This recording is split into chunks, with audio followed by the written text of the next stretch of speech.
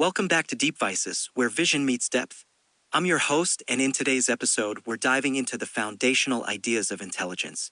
Our primary source for this deep dive is part one of the insightful book Understanding Intelligence by Rolf, Pfeifer and Scheier. Have you ever wondered what truly makes something intelligent? Is it the ability to solve complex puzzles, to adapt to new situations, or perhaps something else entirely? Today, we're going to explore this very question by dissecting the core concepts presented in the first section of Pfeifer and Scheier's work. Part 1, titled The Study of Intelligence, Foundations and Issues, immediately throws us into the fascinating and often contentious world of defining intelligence. The authors highlight a crucial point: despite its common use, there's no single, universally agreed upon definition of intelligence. This lack of consensus isn't surprising when you consider the vast array of capabilities we associate with it. We begin our journey by looking at how intelligence has been characterized throughout history. Even leading experts in the early 20th century, when asked to define it, offered 14 different answers. Some emphasized abstract thinking, while others focused on the ability to learn and adapt to one's environment. This immediately tells us that intelligence isn't a monolithic concept, it's multifaceted. Beyond expert definitions, we also examine common-sense notions of intelligence. Think about it, we readily distinguish levels of intelligence. Albert Einstein, for instance, is universally considered highly intelligent. But what about a student who excels at math versus one who's brilliant at music or surviving in the wild? How do we compare their intelligences on a single scale? This brings us to the idea that intelligence is a graduated property, meaning it exists in degrees rather than being simply present or absent. This gradient nature makes linear comparisons incredibly challenging. One of the most frequently cited aspects of intelligence is thinking and problem solving. This includes everything from logical reasoning to the informal problem solving we do every day, like planning a weekend trip. But do animals think? It's a question that often arises, and it highlights the subjective nature of attributing intelligence. If a 1-year-old child plays chess, we'd call them a super genius. If a dog did it, a genius. Yet, a human chess master, even if they lose to a computer, might still feel they played intelligently while the computer merely processed information unintelligently. This ties into the famous 1997 match between Garry Kasparov and IBM's Deep Blue, where the computer's victory was largely attributed to processing speed rather than a deeper form of intelligence. Learning and memory are also considered vital. We often associate good students with a strong memory and the ability to learn easily.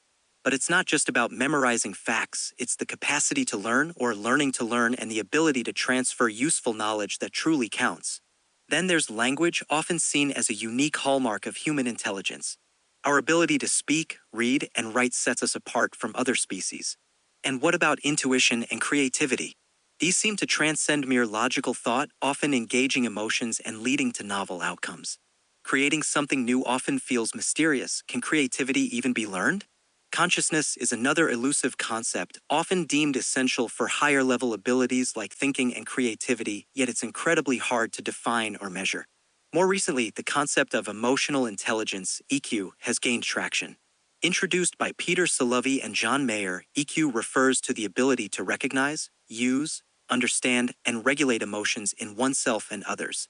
While still somewhat controversial compared to the long-standing IQ intelligence quotient tests, EQ is being explored as an equally important factor for success in life.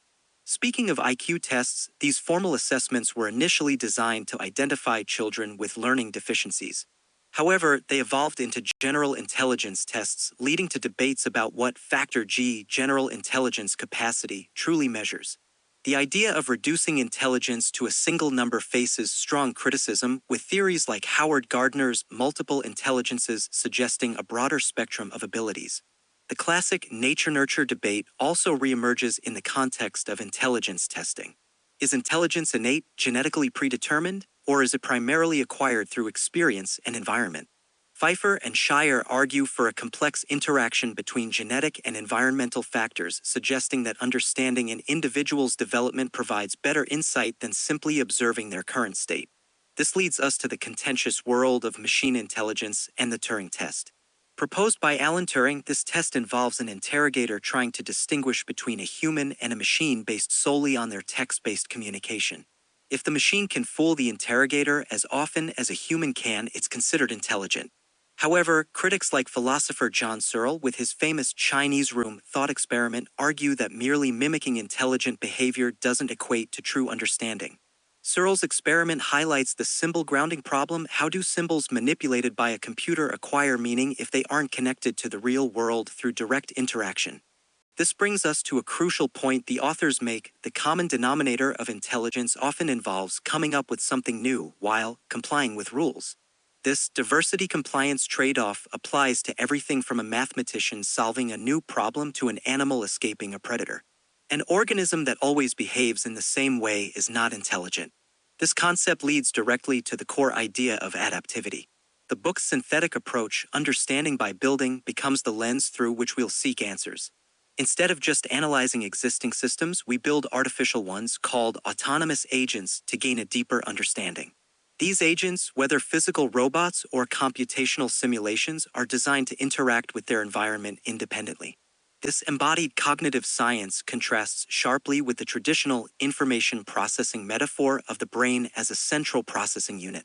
Rodney Brooks, a pioneer in this field, argues that intelligence requires a body and emerges from direct, often loosely coupled, interactions with the real world, minimizing the need for complex internal models.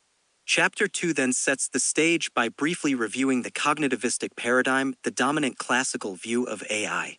This paradigm emerged from the idea of cognition as computation, where the human mind is analogous to a computer. Think of it as a sense-think-act cycle, input from sensors processed internally, leading to an action. This is where concepts like Turing machines come in, abstract models of computation that can simulate any other computing machine. The Church-Turing thesis speculates that if humans can solve a problem, machines can too. This functionalist view, stating that the physical makeup of the processing unit is irrelevant as long as the function is performed, led to the physical symbol systems hypothesis, which became the research program for classical AI. An imaginary robot, J.L. Johnson Laird's robot, is designed within this paradigm, featuring modular components for vision, learning, memory, like the Atkinson-Shiffrin model with its sensory registers, short-term and long-term stores, and hierarchical planning. However, Chapter 3 reveals the fundamental cracks in this classical approach. The biggest issue?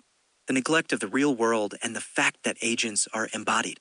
Unlike the virtual worlds of chess, the real world is continuous, inherently noisy, and provides only incomplete information.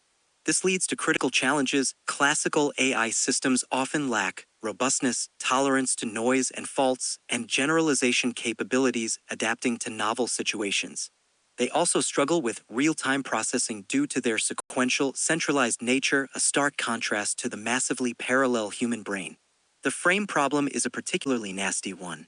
It asks, how do you keep an internal model of a continuously changing environment up to date, and how do you determine what information is relevant without checking everything? The symbol grounding problem directly addresses the lack of meaning for internal symbols when there's no human interpreter in the loop. The meaning must be grounded in the agent's direct sensory motor interaction with the world.